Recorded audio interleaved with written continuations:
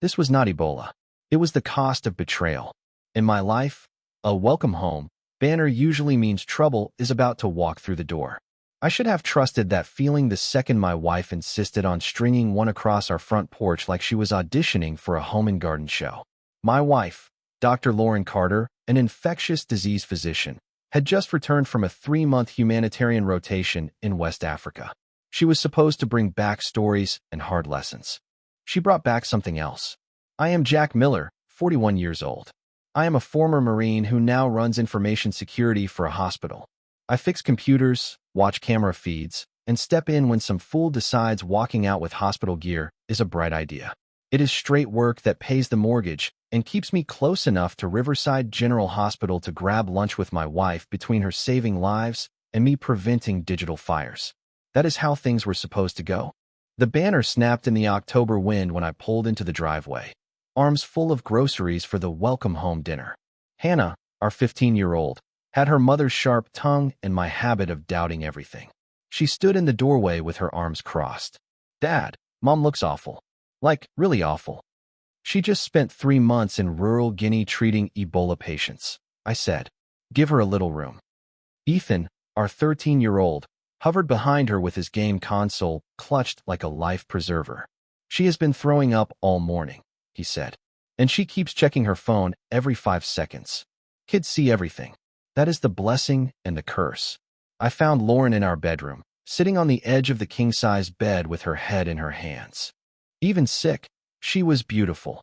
Auburn hair pulled into a messy bun, green eyes that could stop a busy hallway, and the same smile that convinced me to propose 6 months into dating. Today, she looked like a medical textbook had fallen on her. "Hey, beautiful," I said. "Rough flight." She looked up, and for a heartbeat, I saw something I had never seen in her eyes. Fear, maybe guilt. Before I could sort it out, she folded into me and cried against my chest. "Jack, I need to tell you something," she said. "I think I might have been exposed to something in Guinea. I am having symptoms." A cold wave ran through me. Ebola, Marburg, a dozen other nightmares that can take a person down in days. What symptoms? Fever, nausea, fatigue. She pulled back and would not meet my eyes. Some other things. "I need to go to the hospital tonight." I called in every favor I had and got her fast-tracked at Riverside General Hospital. Dr. Karen Mitchell, the head of emergency medicine and one of Lauren's closest colleagues, took charge. Within an hour, Lauren was in isolation while they drew vials and ordered panels like a checklist they knew by heart. "Jack, try not to panic," Dr. Mitchell said when she found me pacing the family waiting area. Her symptoms could be from many causes: stress, exhaustion, a routine virus. "Doctors do not put people in isolation for a routine virus," I said. I spent the night in that room with bad coffee and the cable news loop humming the same stories. Hannah and Ethan stayed with my sister, probably wondering if their mother was going to die from something with a hard-to-pronounce name. At 6 in the morning, Dr. Mitchell found me again. Her face did not tell me anything. "Jack, we need to talk privately." She led me into a small consultation room that smelled like bleach and bad memories, the kind of place where lives take sharp turns. She sat. I stayed standing. "The good news," she said carefully, "is that Lauren does not have Ebola or any other hemorrhagic fever." "The bad news?" I asked. She took a breath. "The bad news is different.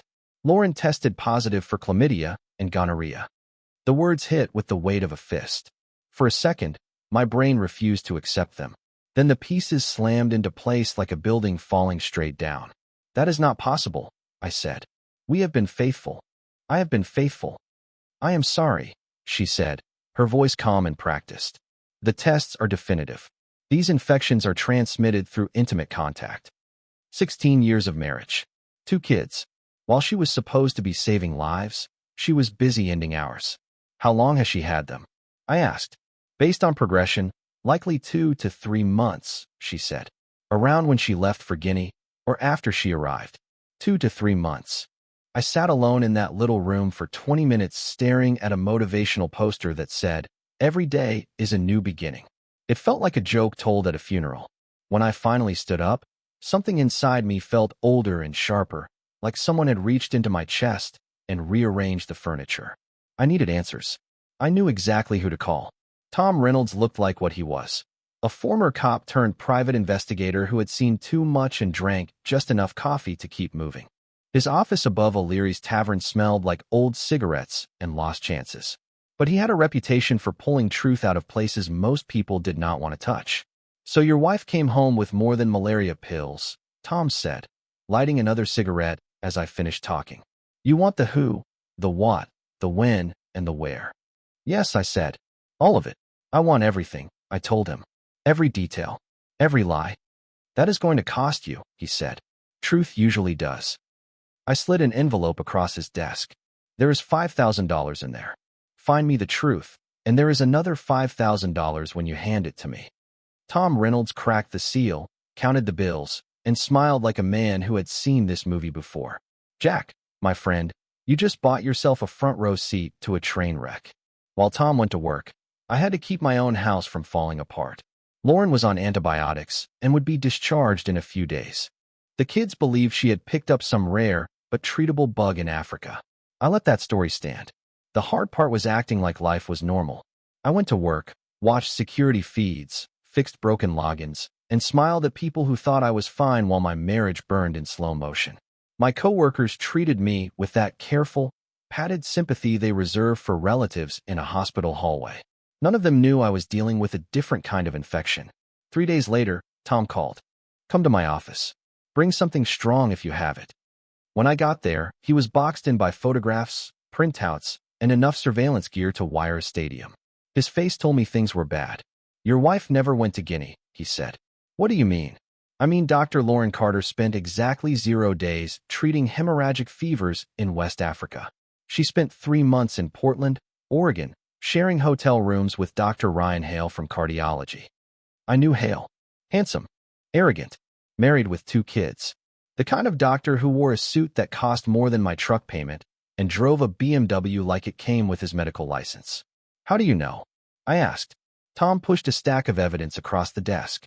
Hotel folios, restaurant bills, photographs that made my stomach feel hollow. Lauren and Hale at small tables, fingers linked over candlelight. Lauren and Hale walking into hotel rooms. Lauren and Hale doing things that are not covered by continuing medical education credits. "There is more," Tom said. "This was not just an affair. She joined something bigger." He laid out text threads, social posts, and financial records. According to the messages, Lauren had gotten pulled into a group of medical staff who hosted what they marketed as continuing education retreats. In practice, they were expensive hookup weekends for doctors, nurses, and assorted hospital professionals. "The ring is organized by Dr. Brooke Saunders in psychiatry," Tom said. "She has been running it for 2 years, mostly recruiting married professionals who want excitement and secrecy. Your wife was recruited about 4 months ago." I knew Saunders too. Mid-30s, blonde, the kind of smile that talks smart people into dumb decisions. She ran relationship counseling and kept a private practice aimed at Riverside's top earners. "It gets better or worse, depending on your view," Tom said. "They keep records. Lots of them. Photos, videos, payment splits. Think of it as insurance." He handed me a flash drive. "Everything is on there. Names, dates, locations, and money trails. Your wife has been paying membership fees and booking these professional development trips for months." I stared at the drive like it might bite. "How many people are involved?" 43 medical professionals from 5 different hospitals," he said. "A few names that would be on the front page by dinner." I slipped the drive into my pocket and stood. "You have earned the bonus." "What are you going to do?" Tom asked. "I am going to diagnose the problem," I said, "and prescribe the treatment." That night I sat in my home office. Lauren slept upstairs, sweating through her antibiotic haze. The kids watched shows in the living room with the volume down. I opened the flash drive and started reading. It was worse than I expected. Lauren had not only cheated, she had documented it. Photos of hotel suites, screenshots of group chats with the other members, bank records that showed she had burned through $8,000 of our money on this so-called education. The worst part was how she wrote about me to Hale and the others. "Jack is so predictable," she typed. "Military guys are all the same. No imagination. No imagination." We would see about that. For the next 2 hours, I built a dossier.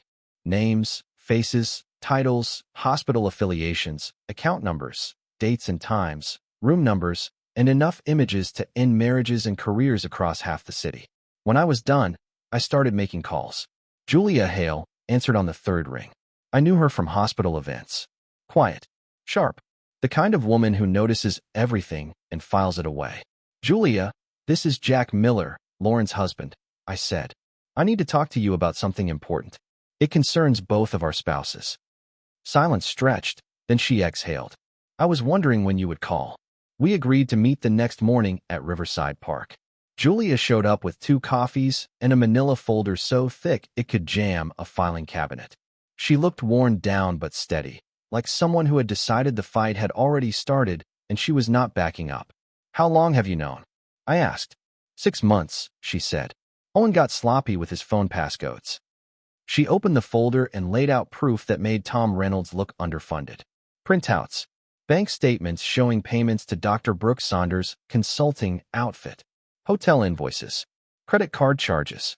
Photos clear enough to make a divorce lawyer tear up from happiness. Why did you not confront him? I asked. Because I wanted to understand the size of the mess, she said. And because I hoped it would burn out on its own. She took a slow drink and stared across the park. I was wrong. We spent 2 hours trading notes and building a full picture of what our spouses had been doing. These so-called continuing education retreats were luxury weekends at high-end resorts. Members paid fees, sat through window dressing workshops about relationship enhancement, and then moved on to what the organizers called professional networking. It is not only about closeness, Julia said. It is about power, the secrecy, the risk, the rush of being part of something exclusive. How many people know? I asked. More than you would think, she said. Hospital gossip moves fast, especially when doctors act like fools. Half the nursing staff knows there is something dirty under the rug. That gave me an idea. How would you feel about taking this public? You mean exposing them? She said. I mean ending them, I said. Careers, reputations, finances. No shadows to hide in. Everyone sees who they really are. For the first time since we met, Julia smiled. Jack, I think we are going to work well together. Over the next week, we built a plan that would have made my old platoon sergeant proud. Julia ran the money side, tracing accounts, matching dates to charges, assembling neat timelines. I used my hospital access to pull schedules, credential logs, travel dates, and anything that smelled like an ethics landmine. Meanwhile, Lauren came home and tried to act like the world had not shifted. She told the kids long stories about her work in Africa, complete with fake photos ripped from charity websites. She cooked my favorite meals, bought expensive gifts, and reached for me like we were still a real marriage. I played the part. I thanked her. I smiled. I slept on my side of the bed and kept my voice calm. Inside, I was laying out her consequences with the same careful, step-by-step method I learned in the Marines. The break came when Julia uncovered the backbone of the operation. Dr. Saunders and her crew were not only collecting insurance. They were blackmailing members who wanted to quit or who looked likely to talk. The photos and videos were leverage. The bank records were the choke chain. She has been bleeding some of them dry, Julia said, sliding a page across to me at one of our coffee meetups. Several have paid more than $50,000 to keep their names off the radar. And your wife, especially your wife. How much? I asked. $2,000 a month for the last 4 months, she said. $8,000 total. $8,000 that used to be college savings and future plans and the quiet life we had been building for 16 years. That night, I made a decision. No more waiting. It was time to move. I started with hospital leadership. Dr. Alan Whitaker, our chief of staff at Riverside General Hospital, is a by-the-book administrator who takes ethics like a personal oath. I scheduled a private meeting and brought a carefully edited packet, enough to prove the scheme without turning it into a soap opera about my marriage. Dr. Whitaker, I said, I have reason to believe there is a serious breach of professional ethics involving multiple employees. I walked him through financial records, selected photographs, and a clean outline of the continuing education scam. I made sure the message was simple, a concerned staff member reporting misconduct, not a bitter husband out for blood. His face changed colors as he read. Mr. Miller, this is extremely serious. If accurate, we are looking at licensing issues, ethics violations, and possibly criminal conduct. I thought you should know before it becomes public, I said. And it will become public. This involves more than 40 medical professionals across multiple hospitals. The question is whether Riverside gets in front of it or gets buried under it. Within 24 hours, the hospital opened an internal investigation. Within 48 hours, it had leaked across nursing stations, administrative desks, and maintenance closets. Hospital gossip networks can run circles around the federal government when they want to. By Friday, everyone at Riverside knew some doctors were tangled up in a scandal. They did not know every detail yet, but they knew enough to whisper in break rooms and avoid eye contact in elevators. Lauren came home that night looking like the floor had moved. "Jack, there are rumors at the hospital," she said. "Crazy rumors about some kind of investigation." "What kind of rumors?" I asked. "Something about doctors being involved in inappropriate activities. Professional misconduct." Administration was tight-lipped, but the hallways were not. People were talking. I lowered my newspaper with the kind of innocent look you practice over years. "Sounds like the usual hospital noise. You know how gossip works." "What if it touches me?" Lauren asked. "What if people think I am involved?" "Honey, you have been in Africa for 3 months treating deadly diseases," I said. "How could you possibly be part of rumor mill nonsense?" She held my eyes a long time. I saw the moment something clicked. The mask she had built was starting to crack. "Jack, we need to talk." "About what?" I asked. "About us. About our marriage. About some things I need to tell you." I folded the paper and gave her my full attention. "I am listening." Before she could begin, my phone buzzed. A text from Julia. "Ryan has been suspended pending investigation. It is starting." I smiled at my wife. "Sorry, honey. What were you saying?" The Riverside General Hospital annual gala was set for the following Saturday. 500 of the city's medical elite would pack the Riverside Convention Center to toast another year of healing, innovation, and supposed excellence. Under normal conditions, Lauren and I would have gone together, posed for photos, and made small talk about research grants and committee work. These were not normal conditions. "I do not think we should go," Lauren said, pacing our bedroom while I straightened my tie. "With the rumors and the investigation, it might be smarter to stay out of sight." "Nonsense," I said. "You are one of the hospital's most respected physicians. Hiding makes it look like there is something to hide." The truth was simple. I wanted her there. I wanted all of them there. Because tonight was the night the lights would come up. All week, Julia and I had prepared.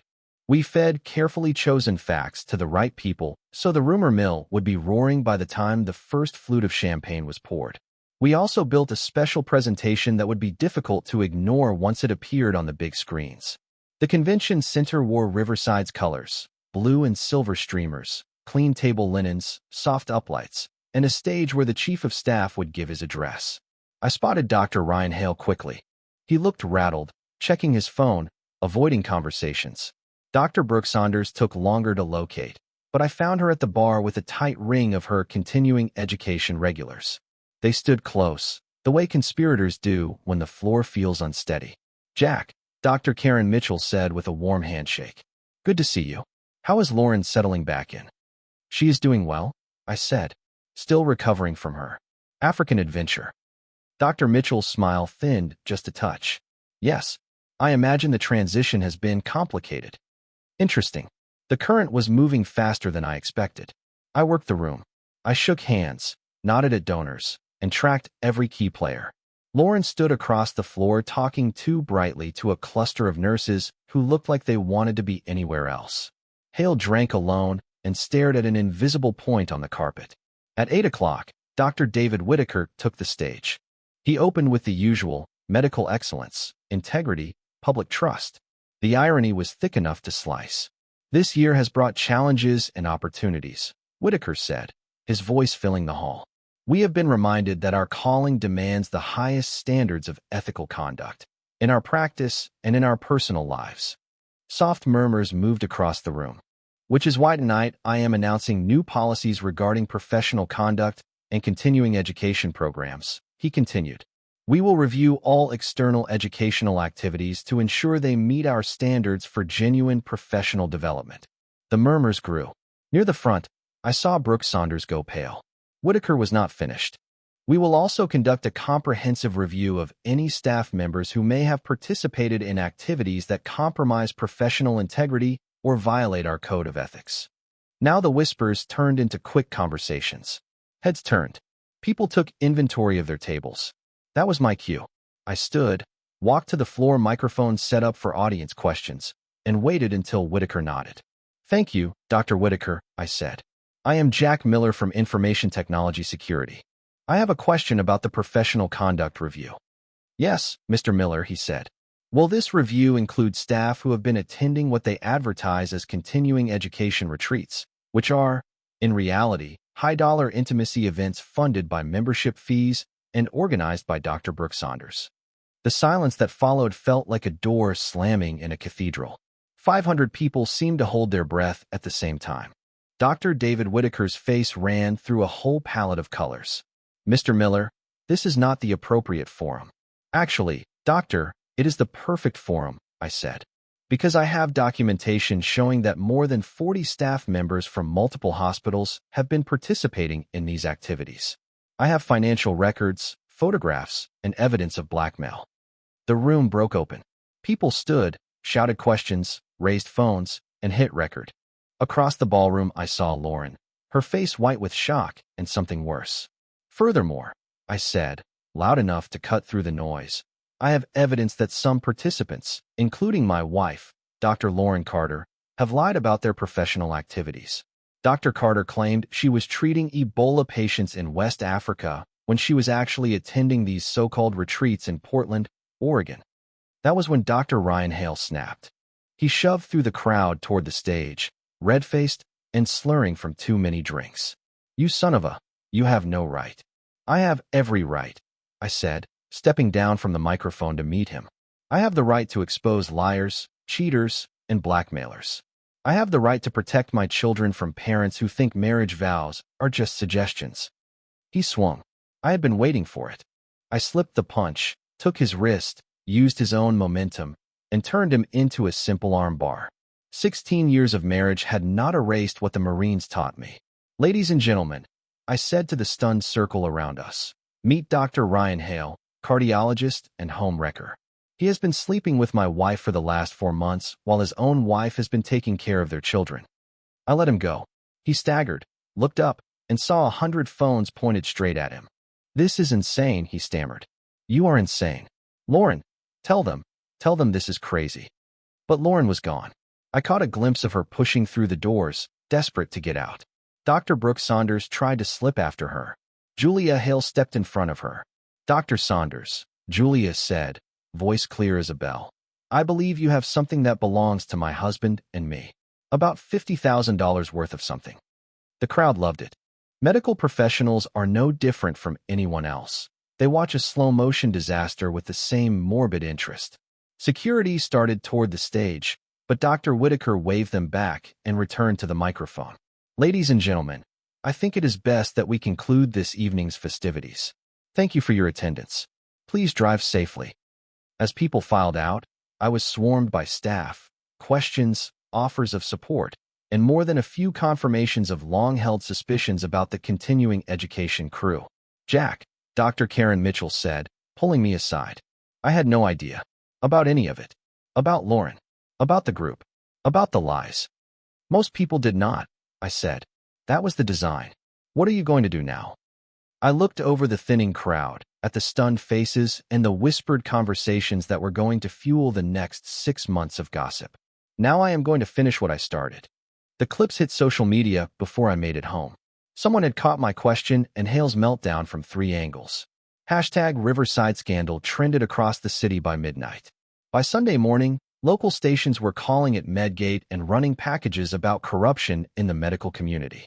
I found Lauren at our kitchen table, still in her gala dress, staring at her phone with tears sliding down her face. "Jack, please," she said. "We need to talk about this rationally." "Rationally?" I poured coffee and sat across from her.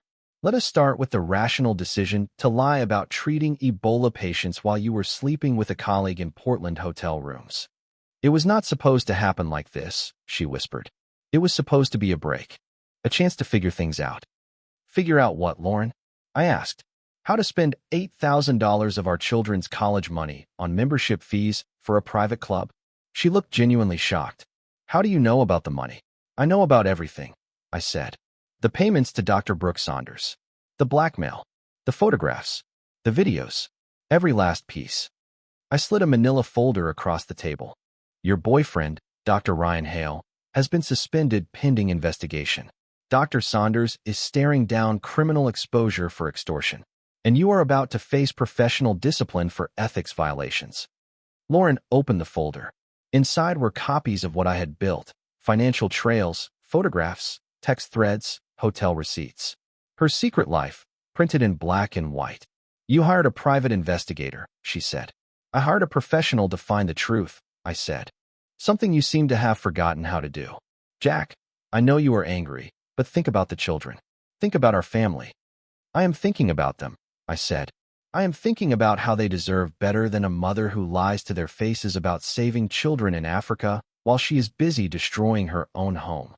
That was when Hannah appeared in the doorway, still in pajamas, eyes wide. Dad? Mom? What is happening? Why are there news vans outside? Hannah stood in the doorway, and Ethan hovered behind her, hugging his Nintendo Switch like a life preserver. In all my careful planning, I had not accounted for the blast radius hitting my own kids. Sit down, I said. We need to explain some things. The next hour was the hardest of my life. I told my 15-year-old daughter and 13-year-old son that their mother had been living a lie for months, that our marriage was over, and that our family was about to become a local headline. Hannah took it like someone who already sensed smoke. Ethan just stared, trying to load adult-sized facts into a kid-sized world. So Mom did not really help sick people in Africa? Ethan asked. No, buddy, I said. She did not. And you and Mom are getting divorced? Yes. And everyone is going to know because it is on the news? Probably. He nodded once. This is terrible. It is, I said. It really is. Lauren tried to explain.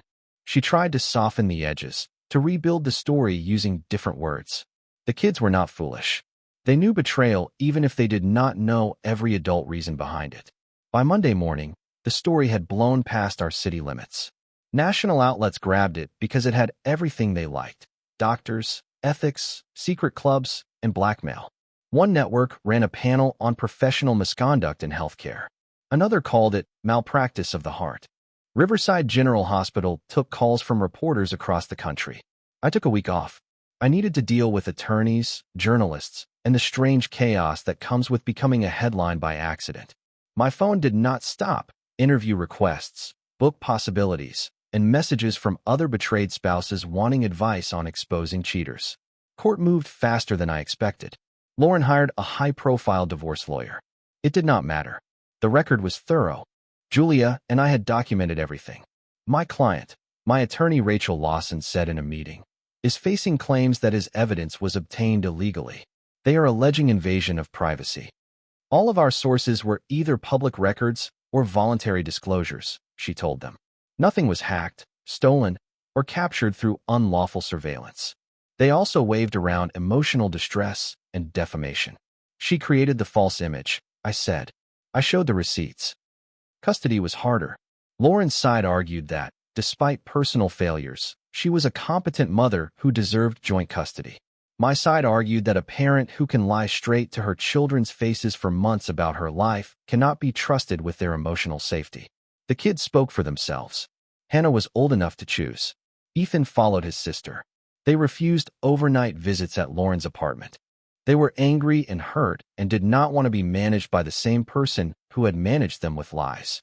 Meanwhile, the professional fallout kept spreading. Dr. Brooke Saunders was arrested on extortion charges. Dr. Ryan Hale was terminated and faced medical board hearings that would likely end his career. Dr. Lauren Carter was suspended pending investigation and faced her own board review. The scandal touched multiple hospitals. Boards across the state opened files. A handful of participants resigned rather than face formal discipline. I was not done. 3 months after the gala, I sat in Rachel Lawson's office reviewing the final divorce settlement when a courier dropped an envelope on the table. It is from Lauren's attorney, Rachel said. She wants to meet you privately. What for?